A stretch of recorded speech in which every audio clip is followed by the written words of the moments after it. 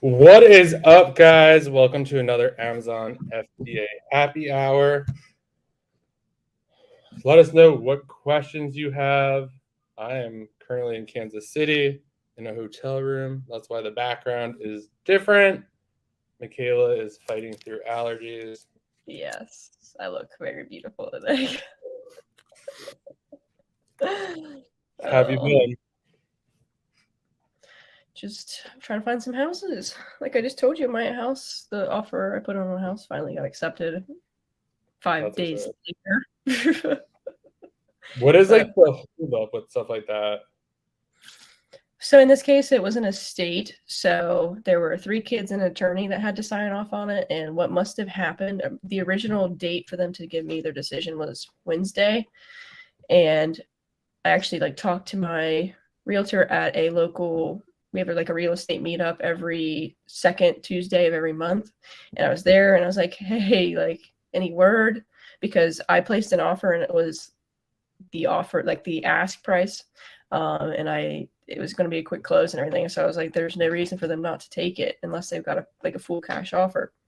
And he's like, yeah, he said, they didn't offer any more showings. It looks like it's good to go. You should hear back by tomorrow. And so Wednesday came, 5 o'clock came, and I was like, sent him like a meme of SpongeBob with the little coffee. And he's just like sitting there, and I was like, and he's like, I haven't heard anything.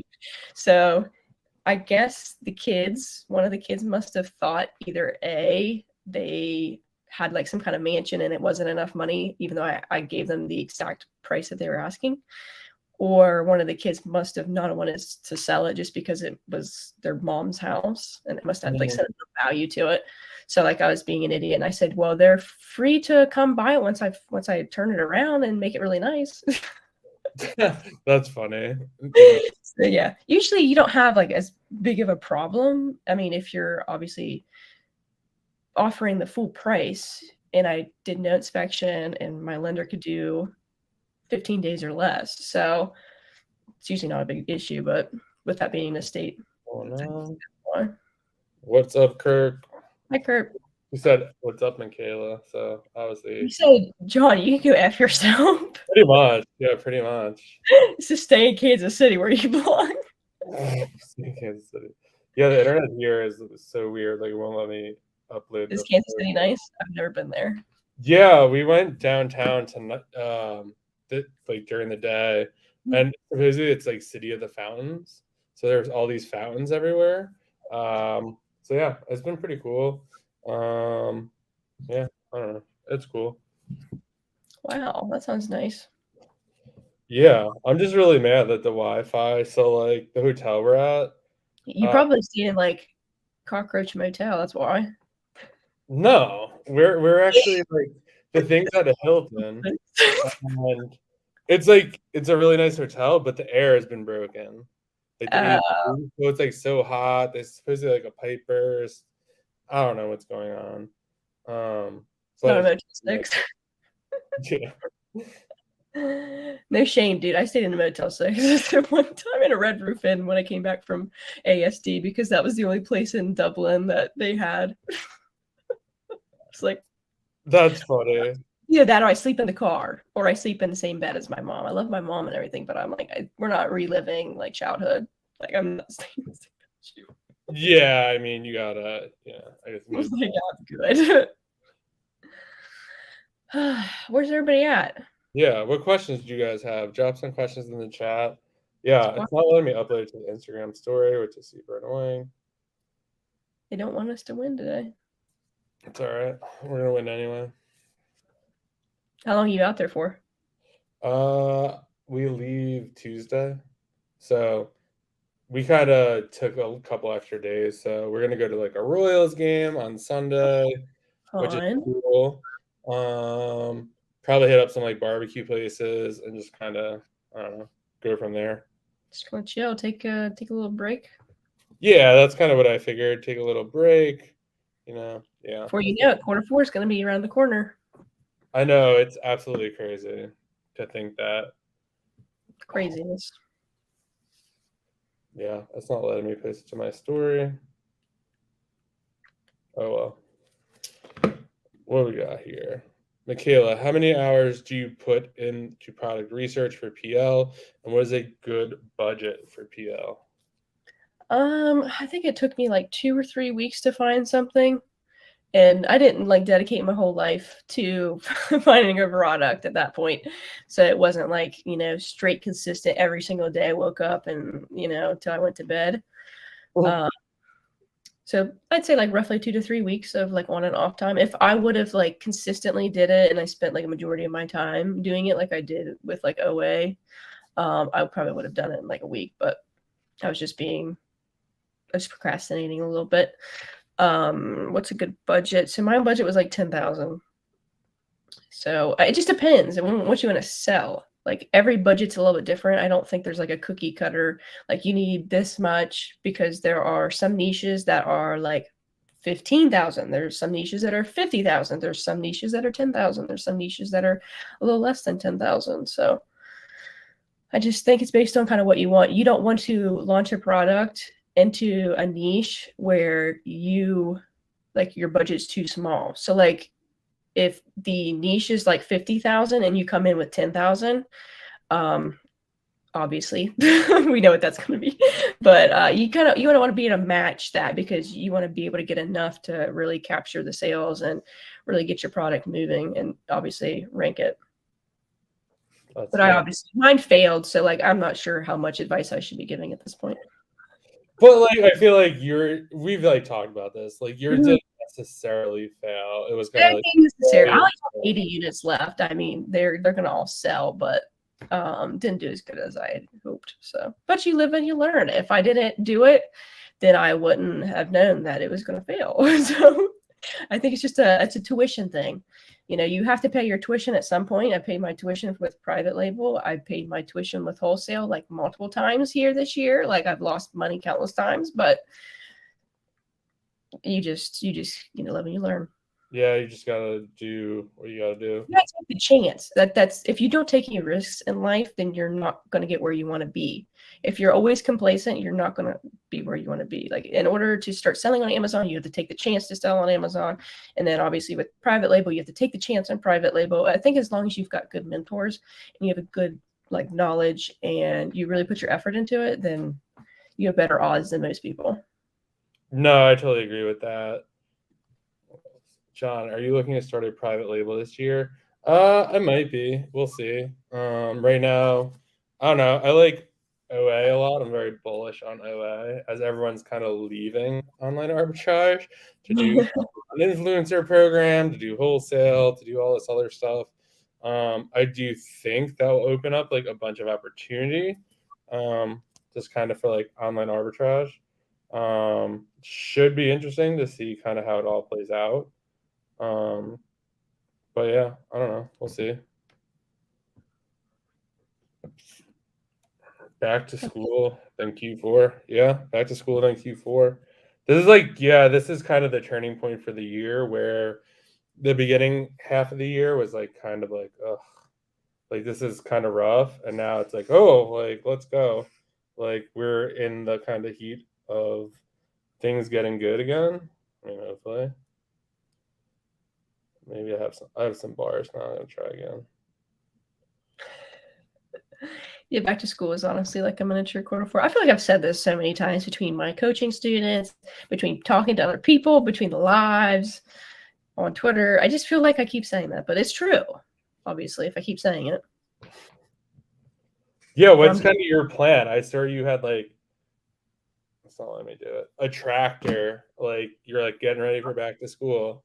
And I was like, oh, what's going on? Yeah. So my garage, my parents' garage. That's not even my garage. My parents' garage. Where I park my car at, it's getting overflowed. So like between boxes for FBM, and I am incredibly grateful that people give me their boxes, like from Amazon, plain brown boxes that they just get from the mail, whatever, from physical therapy. I go down there and they always have boxes for me. I'm very grateful for it, but I have accumulated way too many boxes, and I'm not the person to be like, hey, I don't need any more boxes. I'm just like, yeah, thanks. Yeah, know until whatever. I just bring him home, and Mom's like, "Why do we need any more?" I'm like, "Mom, I'm not going to tell them." Like, "Hey, no, they think they are an integral part of my business, so I'm not going to tell them that they can't do that." So we've tons of boxes. So we finally burned all of them, and I'm probably going to regret that at some point. Wow. But I did get USPS boxes, the free ones, because I use priority mail mostly.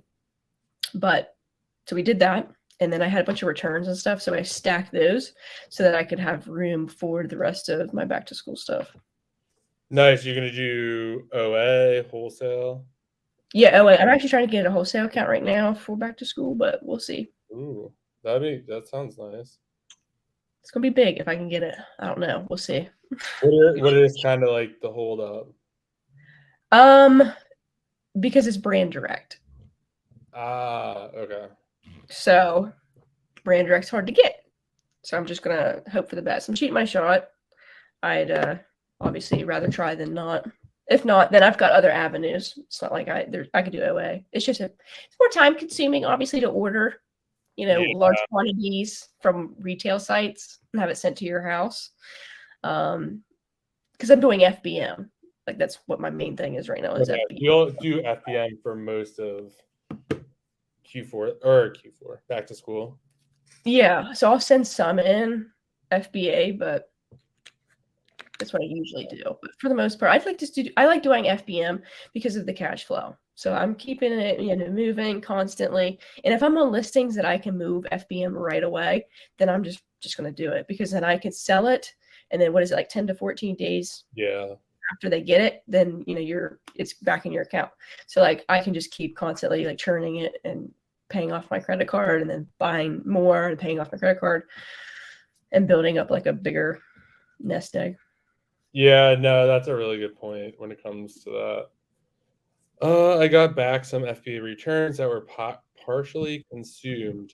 They're arts and craft supplies, and I feel like they used what they needed and returned the rest. Will Amazon reimburse me for this or no? You could submit it to Amazon. And someone said you have to take a picture of like that little label that they send in the box, and you could be like, "Hey, I sent this in new. This is how I got it back." I don't know. I heard 50-50. I heard some people say that works. I've heard other people say Amazon doesn't care. For me, I mean, depending on how much you paid for it, I wouldn't waste too much time, to be honest, trying to chase Amazon. Like if it's for like $20, I wouldn't, waste the time to do it because it's just not worth the time. It's kind of part of the business.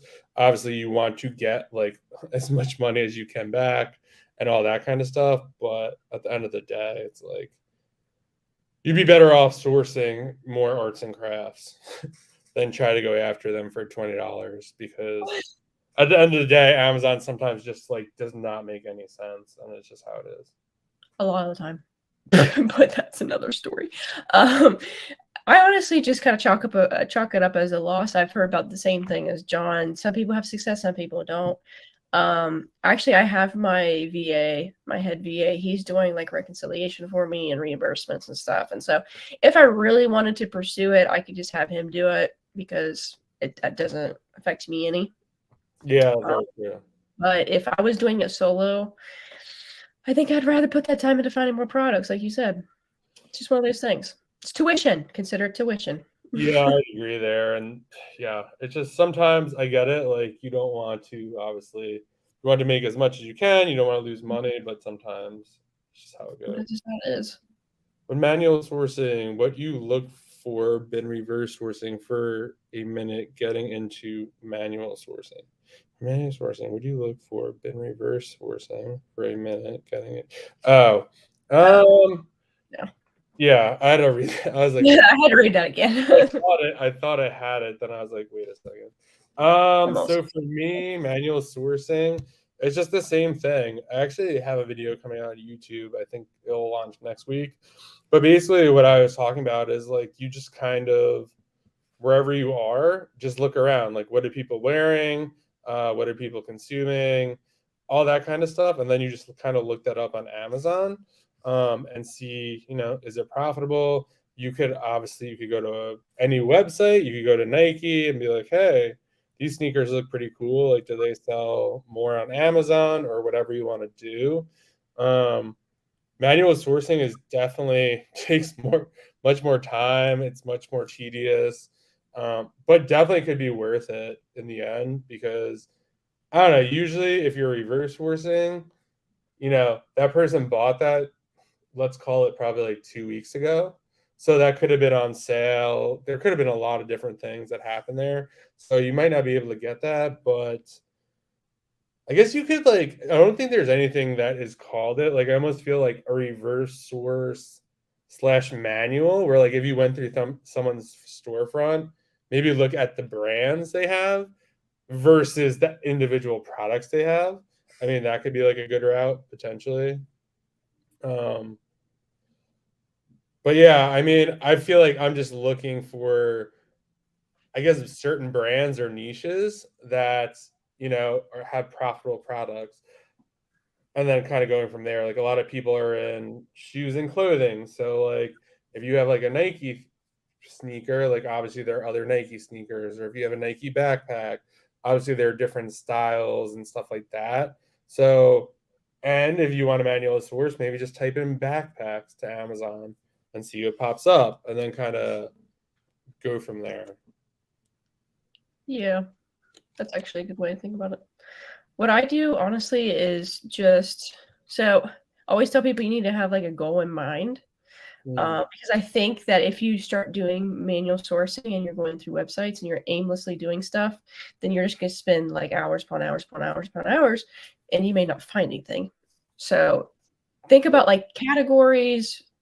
Don't be super niche down to where you're you know what I mean? Have it open a little bit, but don't just be okay, I'm going on Kohl's and I'm just going to go through all the pages, because obviously we know what that we know how bad that's going to end up. You're going to spend the whole week sourcing through just a couple of categories on there. You're gonna be I don't even find anything. But the way I kind of narrow it down is by categories, by brands. And then I will use subscription lists. So Kohl's, Macy's, all these places, Sporting Goods, etc., have email subscription list. See what kind of stuff they have on sale. Maybe they have a coupon that they're advertising, or maybe a sale for a certain brand or a certain line of products or whatever. And then kind of narrow it down from there.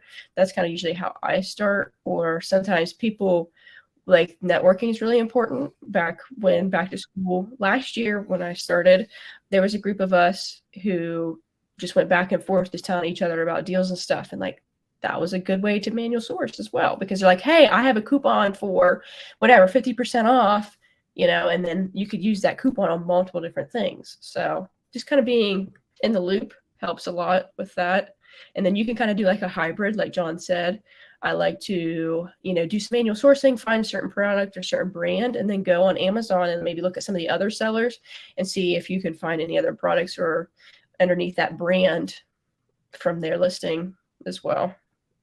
Yeah, that's definitely a good way to go about it. Manual sourcing, you could definitely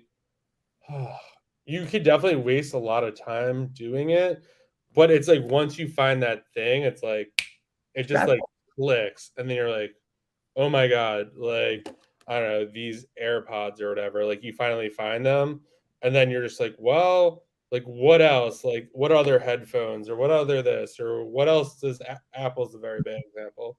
That's the only thing I have here. But yeah, it's just really, it just takes a while to find that thing. But once you find that thing, it is definitely much easier to manual source. Yep, it's a momentum game. How do you guys handle cash flow efficiently? Do you use your monthly OA spend depending on Amazon payouts? Amount forecast? For me, at this point, I have just kind of a flow. I've been doing this for a pretty long time.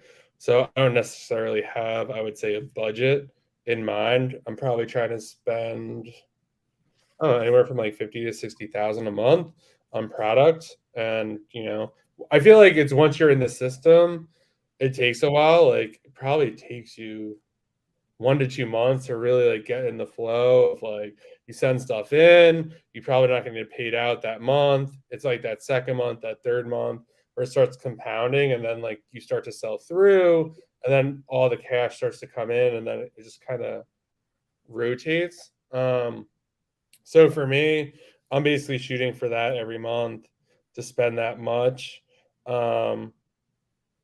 Forecasting is really hard because for me personally, I feel like check-in times have been really slow as of late. So you can't really bank on, oh, if I send 30 units today, they'll be checked in tomorrow. Therefore, I should sell through them all this month. It's just really hard in from my perspective. And plus, when you are selling, Amazon is constantly pulling from your bounds for inbound shipping, for returns, for I don't know, dumb stuff that they charge you for whatever reason. So I kind of say like maybe have a budget in mind for what you want to spend, and then work from there. And then maybe as you get more money in your account, you can kind of expand it from there. This is why I really like FBM, like I talked about a little bit earlier. It helps with cash flow. Obviously, it's extra work, and people don't like extra work, but I could say single-handedly that was one of the main reasons, other than getting a plum card, because people are always like, well, you got blah, blah, blah. Well, partnering those two together, that's another reason why I grew so fast during the summer and I hit that 100K a month, because I was able to sell through a bunch of stuff very quickly and then turn that capital and then buy more and just keep rotating it.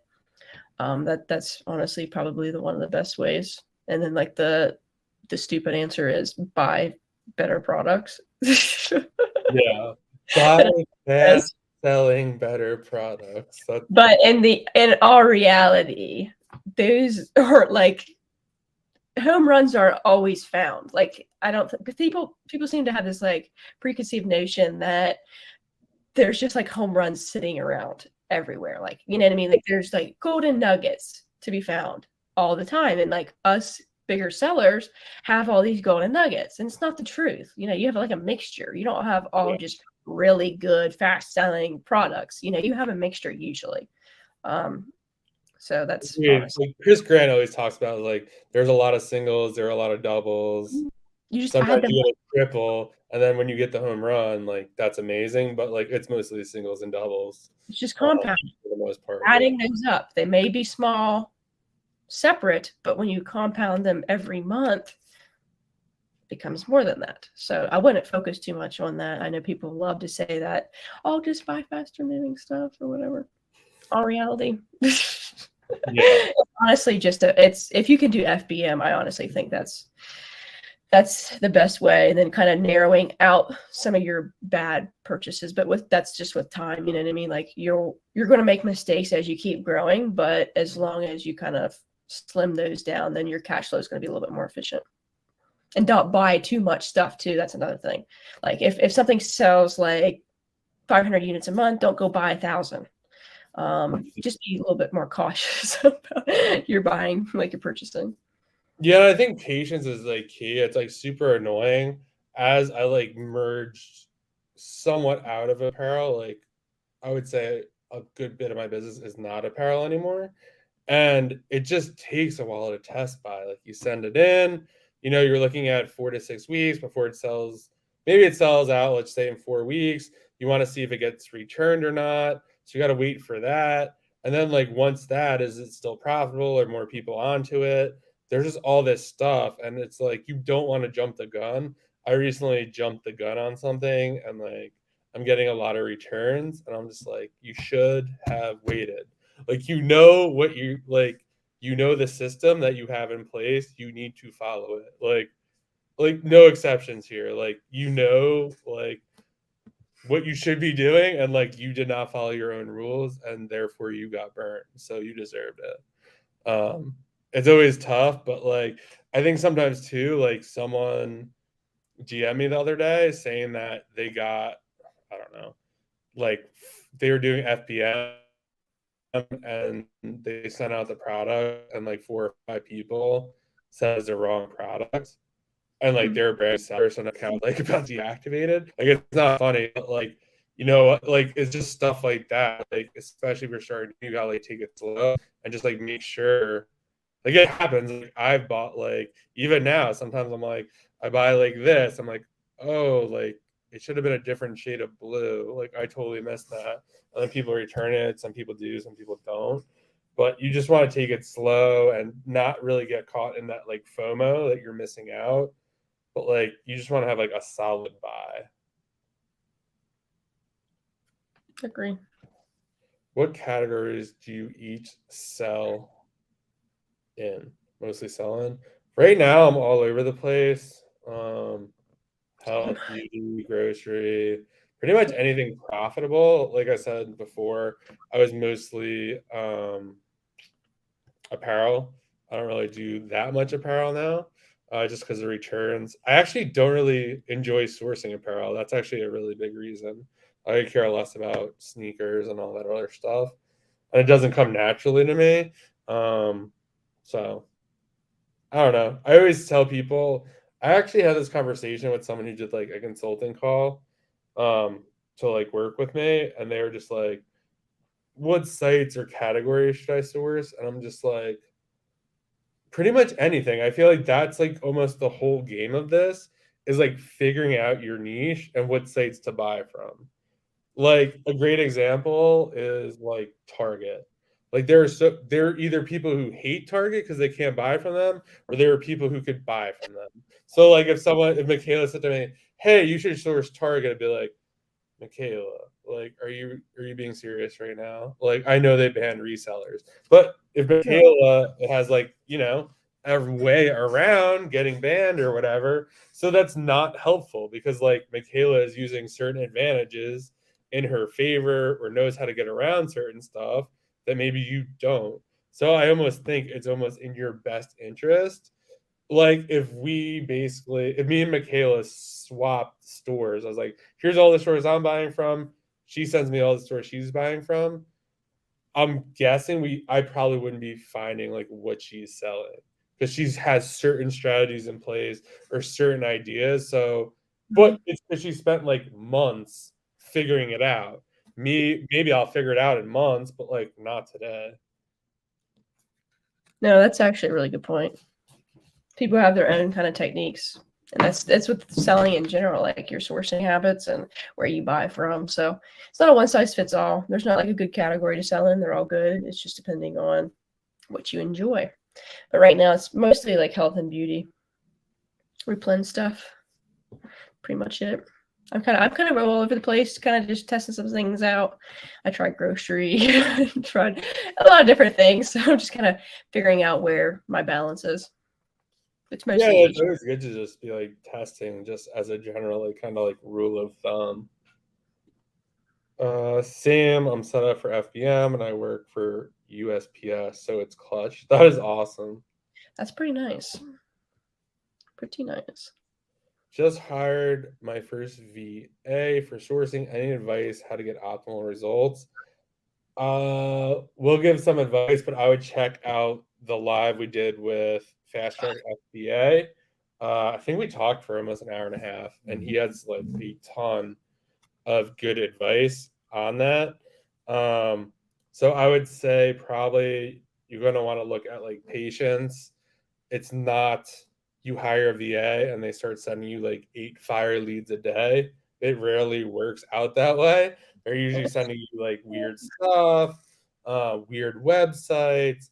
And I think that's on you. So one big mistake I made is not almost documenting as I went through because obviously it's extra work, it's super annoying.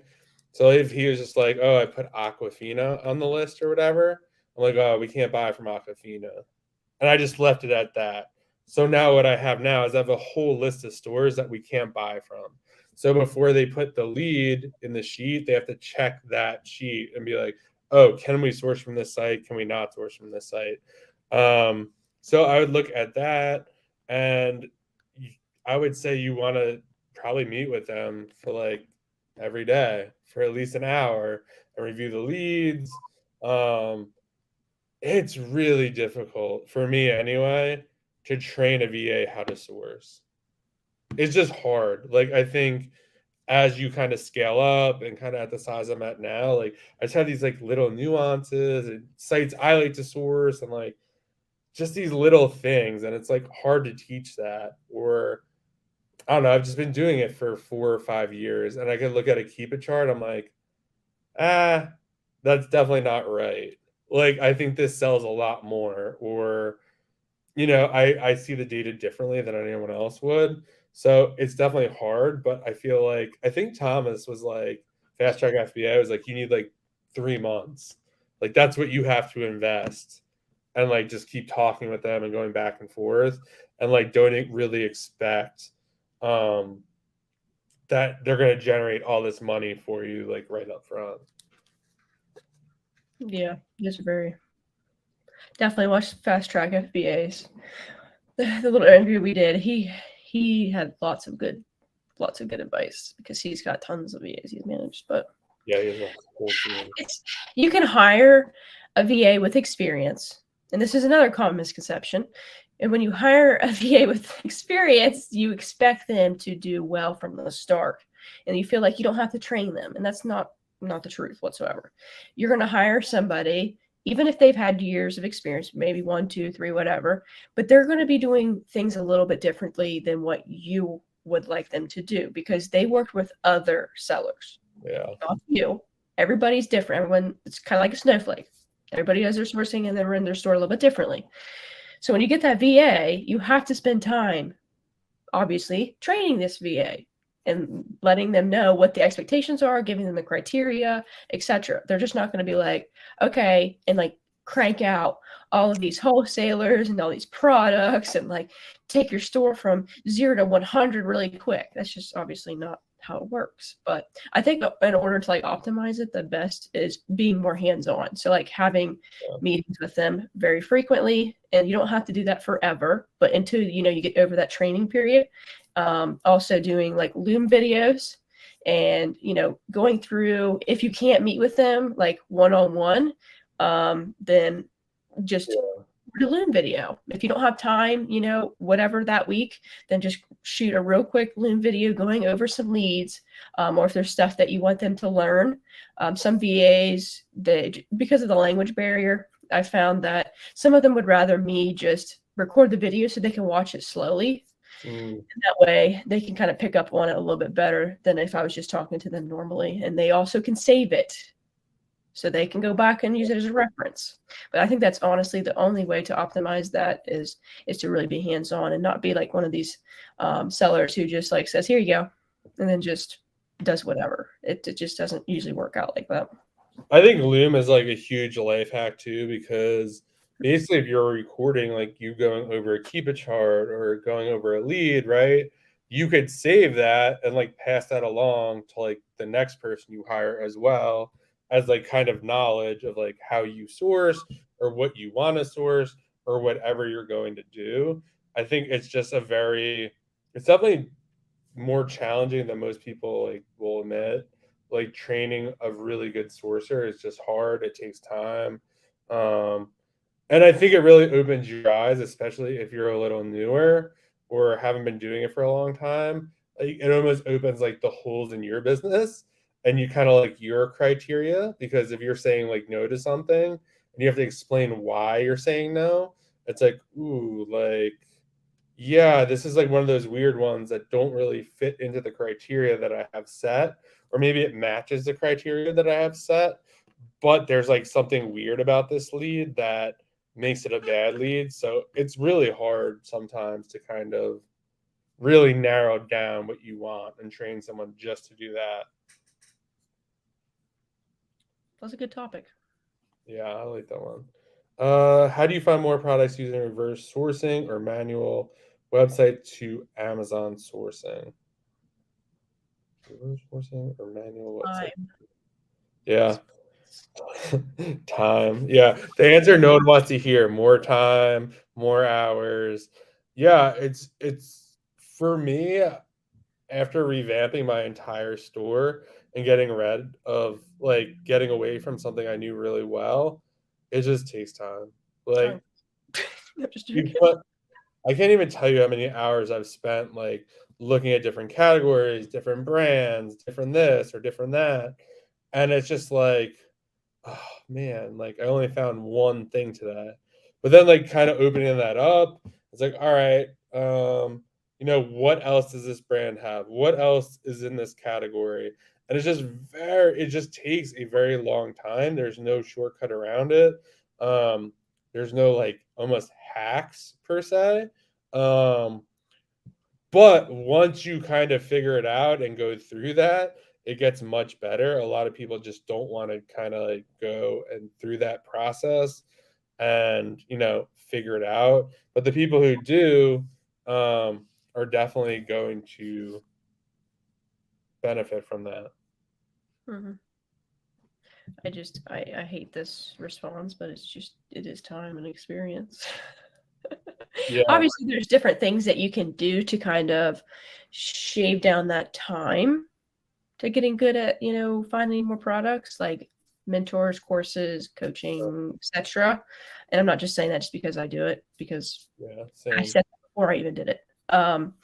That will kind of help shave that down because they do have, or even networking, that's free. So here we go. Networking, free. Sure. Getting a group of individuals together who are on similar levels. So maybe some will be underneath you, some will be above you. It doesn't really have to be as specific, I mean, obviously if you're a beginner and you have other beginners and maybe some people, that have been doing this for a few months at least, they can kind of show you the ropes. But then you're also learning with the other people who just started as well, which is really good. One of my first mentoring groups, I had the most sales. I was like the most experienced, and I still learned a lot of stuff, and I helped obviously people as well. So that's something that's free that you could do. Like I said, last year during back to school, there's a handful of us who started a little group for it and pulled ideas together. And obviously we sold a lot of stuff last year. So during back to school, and it was free. I didn't pay anything for it. Zero.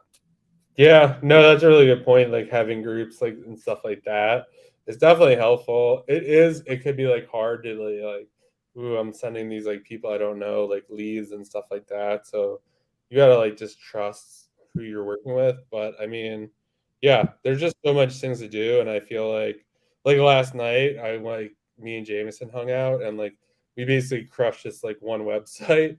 He's like, you take this section, I'll take this section. I'm like, okay, cool. And we just like shared everything we found. And within like an hour or two, we found a ton of stuff. So it definitely be super helpful to just kind of, basically team up and just basically destroy a website. Sharing is caring. Exactly.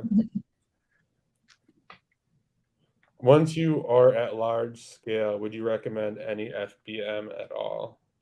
Yes. I know people who are doing 8 figures who do FBM. That's crazy. So not exclusively, but they do FBM, especially some of these bigger wholesalers. They'll crank it out because they got employees. They'll just crank out hundreds of FBM orders a day. And that helps with cash flows. And then obviously just keep churning it. Yeah, I feel like I wasn't able to do it with books, but if I had a warehouse like today, I would probably find things like FBM. If I want to do FBM, I'd have like an exact box or mailer and like pre-package everything. And then just like we just be printing labels every morning and just sticking labels and everything. This way everything's the same dimension, everything's the same weight, all that kind of stuff. Obviously, if you sell like someone buys two is something that's a little different, but for the most part, that's kind of how like I would kind of think about it. I'm not. I mean, FBM is great. I just don't like doing it, so I don't. There's actually something recently I like kind of FBM'd. I was like, huh, like this isn't too bad, but it was because like I knew like the exact packaging, like how like I did some homework on this, so I was like, all right, it won't be too bad to do it. But what you don't want to do is buy stuff to FBM and like not have any materials. So when you sell it and you're like, oh, I don't have a pot, like that's not the time to go buy boxes. And it's like crazy, honestly. Not a lot of places have like boxes, like unbranded boxes that you could just go to and grab. you got to get them online, like Uline and stuff like that. But yeah, so you want to be prepared for like doing FBM. I kind of just only like stuff that kind of fit in envelopes for poly mailers, just because it's just easy, it's light, I don't have to worry about it. Um, but yeah, I mean, I feel like that's like another thing. I feel like once you're at scale, it's like maybe just scale what you're doing more because obviously it's working. I feel like a lot of the business too, it's like it's whatever you need. So if you like doing XYZ, like do more of XYZ and Mm. vice versa. There's really no like, well, when I get to this point, what do I do next? It's like, I don't know, whatever you want to do. Like do more of what's working or just do like more of this or more of that or try like it there's really no, I guess, framework that like every successful seller follows. It's like I think the successful framework is they do what works Mm-hmm. until it Do more. doesn't work, and then they pivot or do whatever, and that's kind of how they build and grow. And eventually, like they do something that works, and they find another thing that works. So now they have two things that work really well, and they just keep building these little streams that work really well, and then that's kind of how they scale like really fast. Yeah, you don't have to reinvent the wheel. Just do whatever's best for you and that you like doing, and if it works, then keep doing more of it until it doesn't work. Then you can obviously branch off from there. But yeah, you had a really good point. Make sure you have the supplies because I feel like I've talked about this a I've made lot. that mistake a ton of times. I'm like, oh, I think it was my first Q4. Like I had these Lego sets. I'm like, this is amazing. And then it was like, oh, I don't have a box for this. Or like the box I had like didn't fit it. And then I was like, oh man, like this is like $30 to ship. Like, dang, like there goes all the profit. Like I didn't really think that through. Like it seemed like a great idea, but then like I just really but that's how you learn. I mean, it's all about learning. Yep, you don't make that same mistake. Last year when I was selling back to school stuff, I needed small poly mailers because it was a small item and I didn't buy enough. I ran out. And then I was like, oh my God, I've got like 10 orders left. So I called the local UPS place and they're like, yeah, it was like $2 a bag. I If you was go like, to Staples to buy poly mailers or even like just the bubble mailers, they were oh like my, $2 each. You yes, get like 10 for $20. I'm like, oh profit. my, there That's it. was all the profit. Like this is terrible. Oh my It's, God. it's Yeah. awful. And so I freaked out and I was like, I don't know what I'm going to do. I ended up going to Walmart and buying a 6-pack, and they were still super expensive. But that's a mistake I only made one time. I said, Yeah. after that, we're going to have extra. So I bought 1,000 of them, and I still have some left. But like, I never ran out again. Yeah, I feel like it's the Boxery, I think it's called, on Mm-hmm. eBay. They have like they sell in bulk. I remember when I had doing books, you buy like 250 or 250 at a time. It's like $30, $40, depending on what size envelope you get. But yeah, you definitely do not want to be like running out because You one, don't. a lot of stores local to you will not have the materials, and two, they're going to be so ridiculously expensive. You're Can't going to kill that profit. Although you can sell FBM faster, FBA allows you to price items higher with more profit. Sometimes I will say, I feel like that used to be the case 100%, especially in books.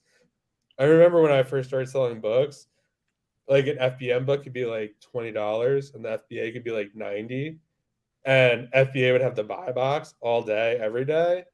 Now, like the $20 would be in the buy box.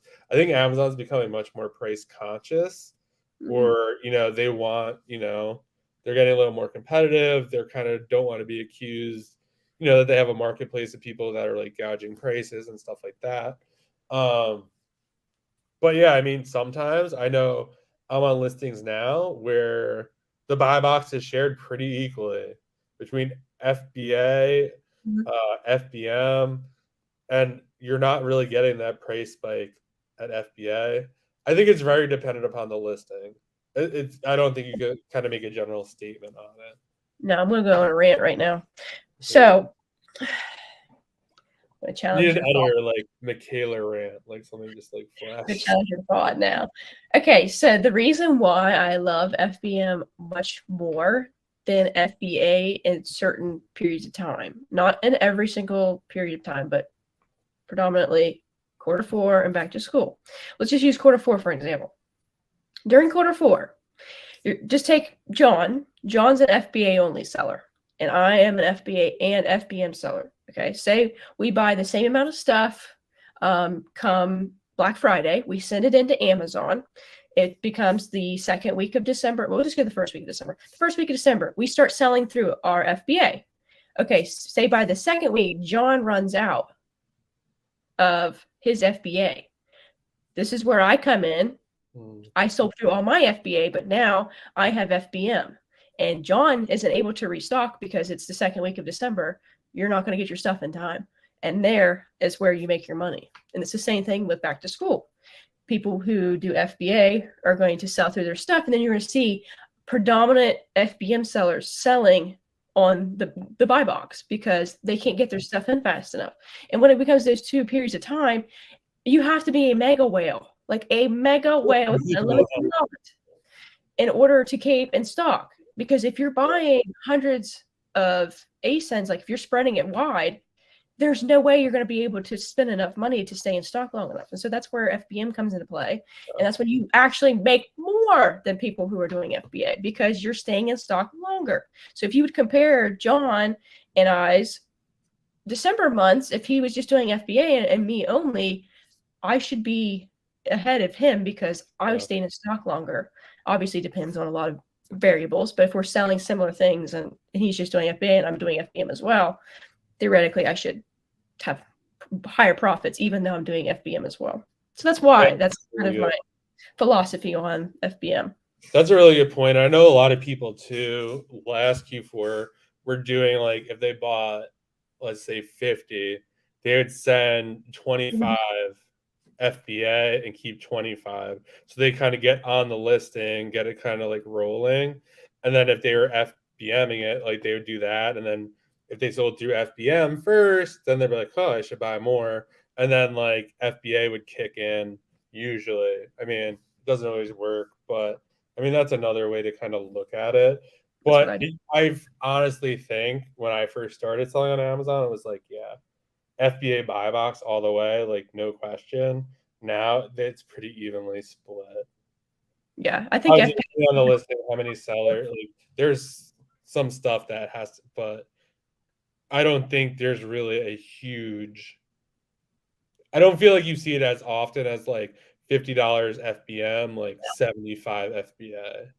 I don't see that as often as I think they're like favoring FBM, like the better price.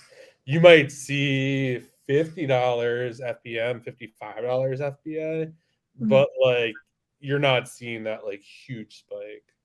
Yeah, I prioritize being able to turn my capital at a faster rate because in the long run, I'm going to be making more money because I can churn through inventory faster than somebody who's doing just FBA predominantly. And even though they're selling theirs for $3 higher than me, I'm able to turn, say, 5, and they're only churning twice in that period. Yeah, that's a good point. That's just my thought.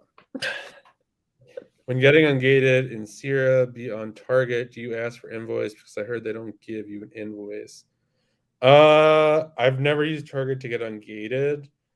You could probably use Walgreens for Sarah, I think, or Kohl's. Never really heard. I think you could have it on Sephora, or they may have it on Ulta. I know some people that use Ulta. I don't even know. At this point, I've got most of all that stuff already like auto-ungated that I've not ungated too many things in the recent 6 months or so.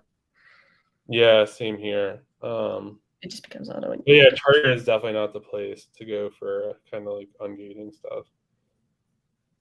I've heard people use it, but like it seems like it's hit or miss, so I would kind of stay away from that. What's up, Milton? Hi, Milton. What are you guys buying for back to school, and are you guys buying already? I don't know what I'm buying for back to school, to be honest. I don't know if I'm going to buy backpacks or not. I don't know. I have a safety claim. And I'm just like, I was actually talking to someone yesterday. They have like a lot of safety claims and they're all backpacks. I'm just like, I'm Dang. not trying to get stuck with Yeah. the backpacks because they're not easy to ship. So even if I were to go to eBay, like I just don't want that headache. I don't know. Yeah. I've started buying some stuff, so I've got some stuff at my house right now. But for the backpacks point, I don't know. They were good last year, I'm not gonna lie. They were really great last year. But for this year, every year's a little bit different. So, and especially with these little product safety claim thingies, I don't know. I haven't bought backpacks. It's no cap. But I'm just kind of waiting to see. I heard someone also say the backpack prices are a little higher than last year. I haven't even looked honestly because I've stayed away from them. Yeah. I mean, I think as like a general point, like back to school, obviously, like I think when there's more people that go to buy stuff on Amazon, they'll buy other things. So they're just not buying Yeah. back to school. They're buying pencils and backpacks or whatever. Well, they're also like, oh, like what else do I need? Oh, like kind of stuff like that. So like you don't necessarily have to like think, right? Like everything in Q4 is not Christmas related, right? People are buying, I don't know, whatever. They're buying everything on Amazon. So I wouldn't really like kind of think that. I would say if this is your first back to school, do not go like way deep on something. Yeah. Maybe like go really wide and kind of make notes for next year. I know that does not sound appealing, but it could be a good strategy. I think because that's a lot more talked about this year, that you're going to see some tanking in certain things, Right. just because it's widely talked about. So I am refining my back to school process and looking into some things that is less talked about. Yeah, I mean, again, like yeah, backpacks is always apparel is big. Um, but yeah, I mean, I think like, it's always like just use your head. What else are people buying? Um, what else do they need? What are they into? And you kind of go from there. I stopped doing FBM with books once my car started to look like a library on wheels. FBM books are rough. I will say that. I used to send out 40 or 50 a day. And like just having everything be like unique and a different size and a different weight. And we had like almost a system where, you know, if it was more than, I think it was $20, it got a bubble mailer, regardless of like what it was. If it was under, it got a poly mailer. But then you get some of those like nice hardcover books that are under $20 that probably shouldn't have been listed. And you're like, oh, if I send this in a poly mailer, like it's definitely getting returned or it's gonna get beat up. So it's just like it's hard to make like really like hard and steadfast rules for some stuff. Um, but yeah, books, FBM books is tough. Reminds me of a funny story. So during Christmas, well, actually, it's a little bit before Christmas. It was during the tail end of back to school. I had been sending out like thousands of packages.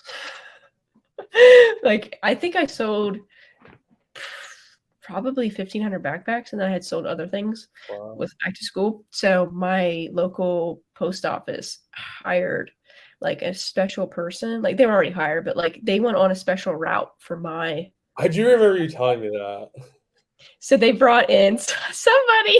Like they didn't work that day, but they like brought them in and like they had him like on standby to come get my stuff because I would send out like hundreds a day. Easy. And so they did that. And I was like, sweet, like this is awesome. And then one day I get a phone call from the postmaster. And I was like, oh no. Like, are they mad because I'm sending out so much stuff? Like, what's going on? Like, is there a problem? Like, am I doing something wrong? So I picked up the phone like hesitantly, and I was like, hello. And he's like, hi, I'm your local postmaster. He's like, I just wanted to call you because we wanted to thank you for sending so much packages out. And I was like, Wow. what? And he's like, yeah. He said, I actually got a call from the corporate or whatever, and they want to talk to you about your packages. And I was like, okay. And so I got on the phone with them, and they're like, yeah, we noticed an uptick of package pickups from your location, and we wanted to thank you for doing business with USPS. I was like, yeah, that's fine. Like, cool. And they're like, yeah, well, if there's anything else you need, we can give you discounts. They dropped off a couple of those like little box things. Mm-hmm.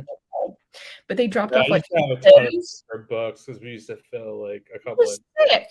And they're like, yeah, we can like work with you on your shipping, options and give you some discounts. And they're like, if you need anything, like you need anything from us, like we can help you, like go ahead, then let us know. And I was like, sweet, that's nice. That's awesome. But I thought I was getting in trouble. I just thought that was funny. I was like, I picked it up. I'm like, Usually like when you do like volume of like either ordering from somewhere or shipping, it's usually never good. They're always just like, yeah, that's how sorry. it's weird. Like, But no, they love it. So everybody in town at the post office knows who I am now. Online Target provides invoices. They definitely do. But I don't know. It's hit or miss. Clips for sites that cancel orders and blocks you.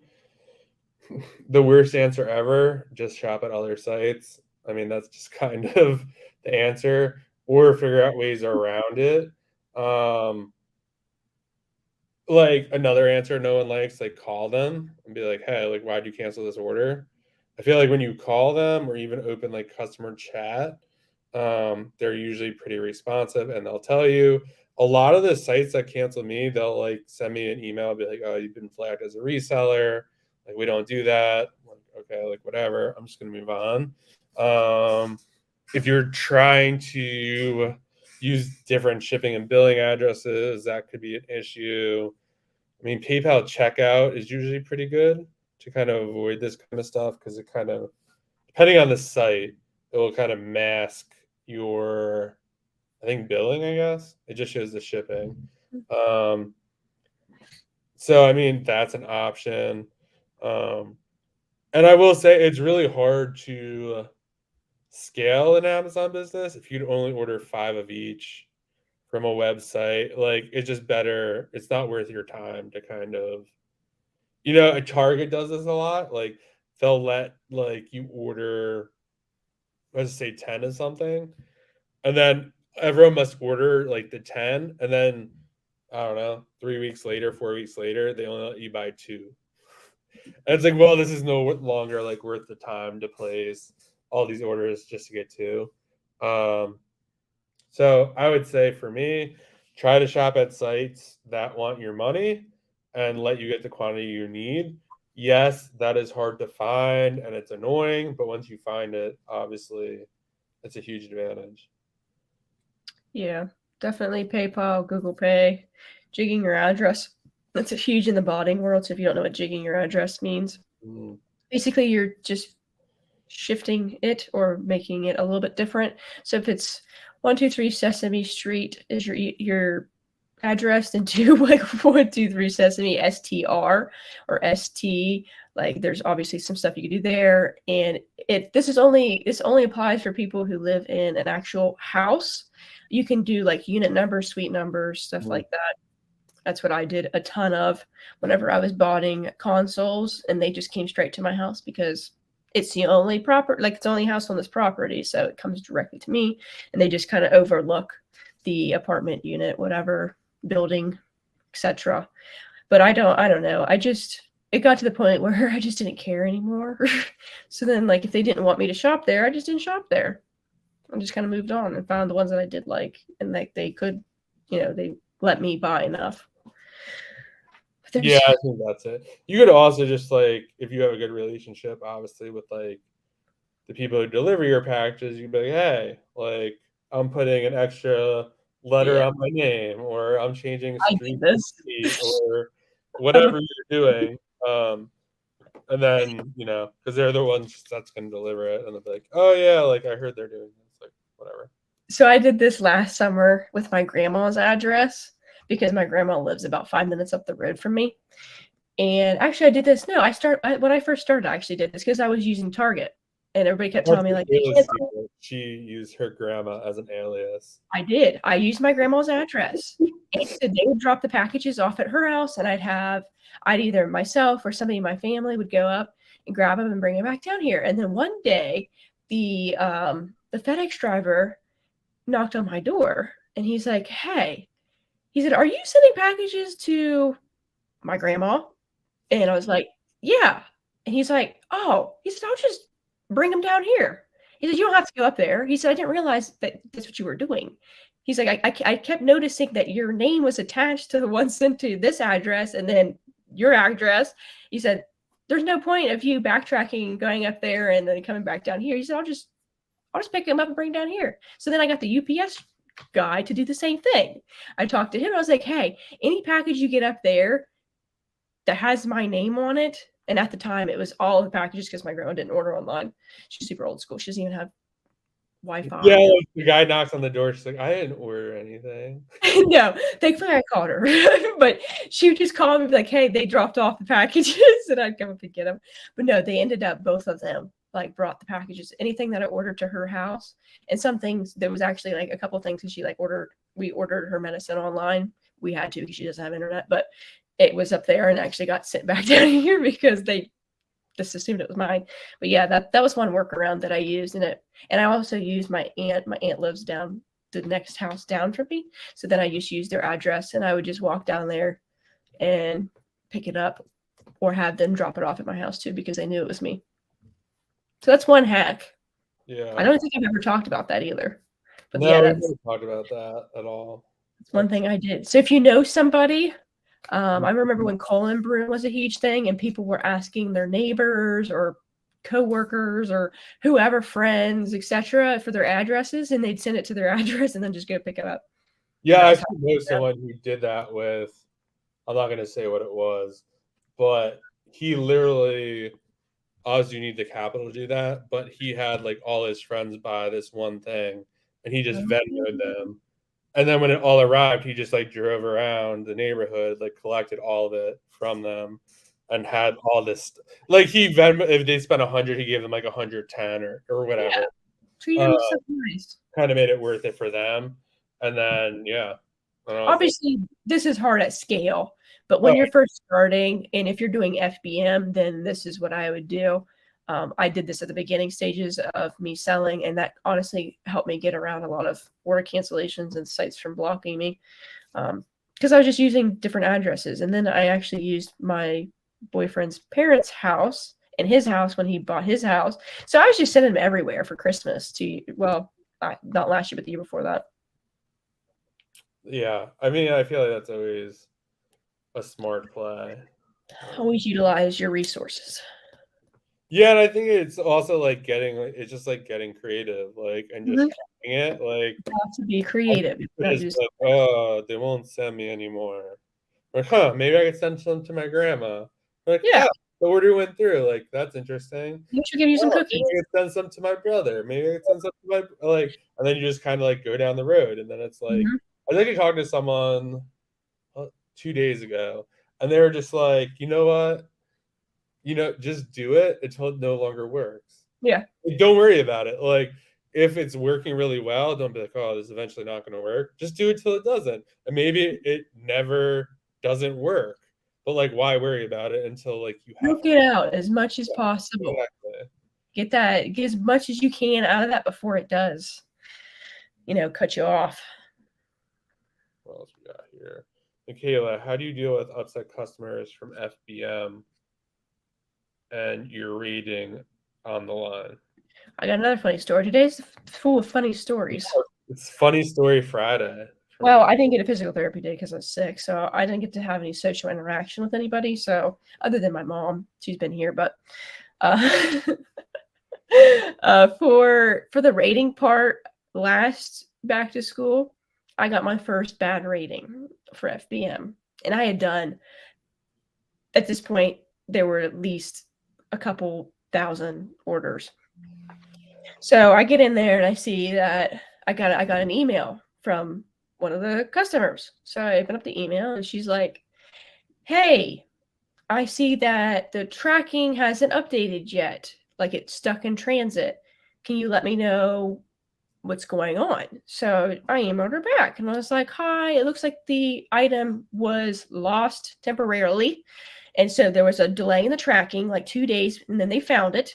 And now it's headed to your location. It should be there by, I think it was like Saturday, whatever, a few days after." She's like, "I paid for express shipping. It should have been here in 2 days." And I was like, "Yes, I understand that." Like, I was fully willing to give her a refund on the shipping part. Like, I'm like, "I can just give you a refund on the shipping part. Like, I'm so sorry." I was apologizing to her. I was trying to be really nice. And she emails me back in like all capital letters. She was pissed that she wasn't getting her grandson's backpack in 2 days instead of, she got it in like 5 days instead. And she's like, "My grandson is going to be really upset when he doesn't get his backpack in time." And I was like, "I am sorry. Unfortunately, once it leaves my building, I cannot control what happens, like what USPS does with it." I really tried to reason with her and everything. So she got angry and wrote a 1-star review on my account. It was like, oh man, I wish I could find it because it was the dumbest thing I've ever seen. Because were you able to get it removed? No, I wasn't able to get it removed, but FBM ones are really hard to get removed. Hold on. I want to I want to read this if I have it still. Yeah, FBM ones are definitely hard to get removed. I mean, the best thing you could just do is like just make sure you're sending out the right stuff in a timely manner. You're hitting, if they say you have to ship it by this day, you actually do ship it by that day. Make sure you get it like scanned at like the post or wherever you're shipping. This way it shows that like it's now not in your possession. You don't want to like try to trick Amazon. Like you forget to send it, you print out the label, like, "Oh, I'll just bring it tomorrow." Like it's not a good play. So definitely just just follow what they need, and you should be. This is so funny. This lady said, "Seller should not guarantee estimated delivery date."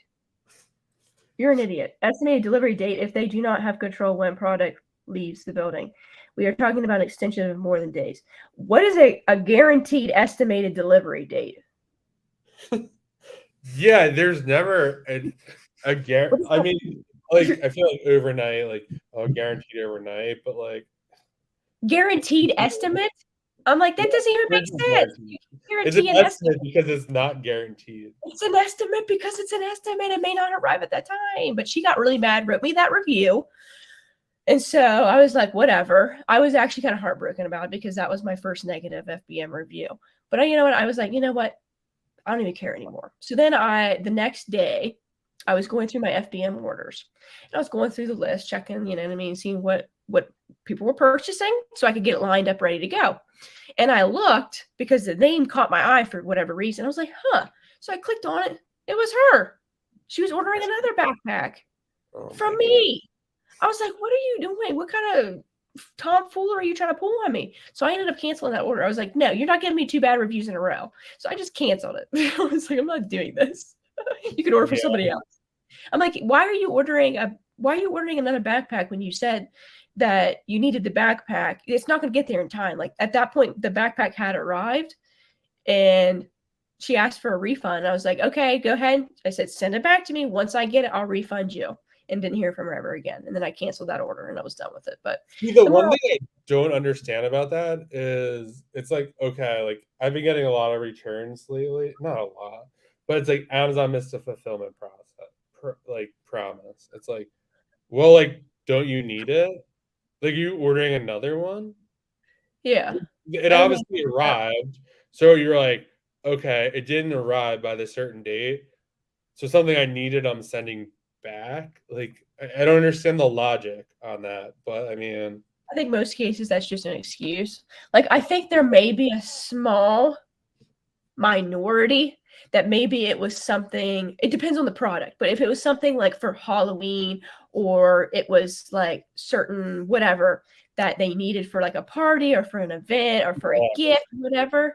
But like if it's just an everyday, like a bar of soap, like, did you what? yeah, Like, why did you need it? yeah, that's kind of yeah, It's yeah, not and those special. were the products were all like that. It was just like, okay, like this is ridiculous. Yeah.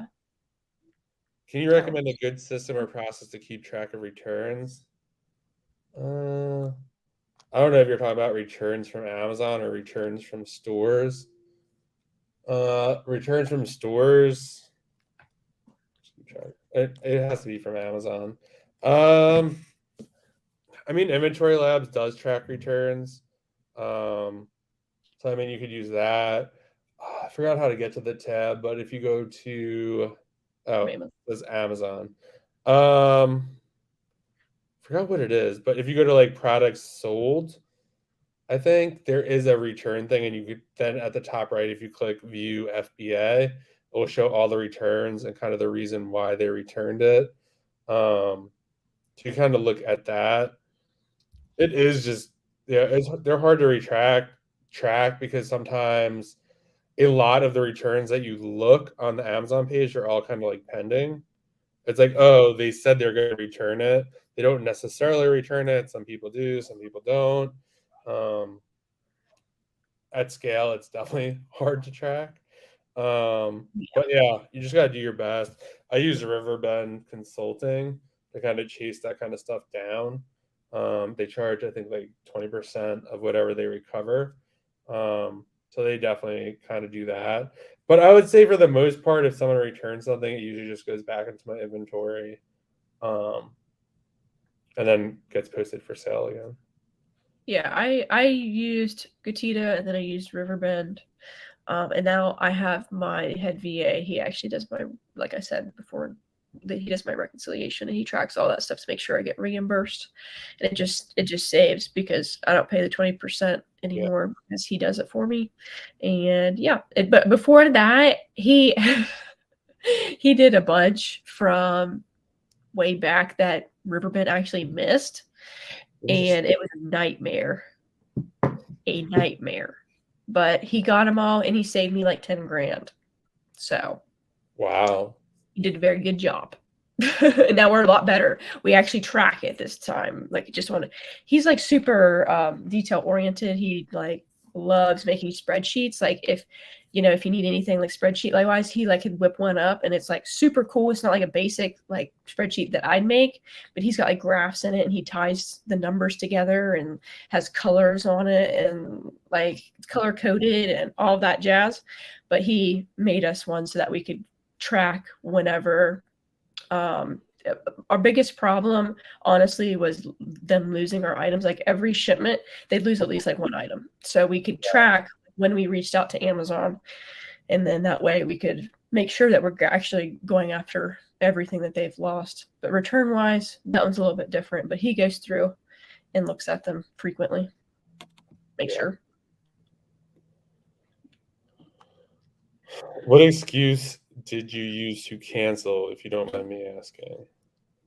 Customer is an idiot is what I used. No, I'm just joking. If there was that's what I would have used. I honestly don't even remember.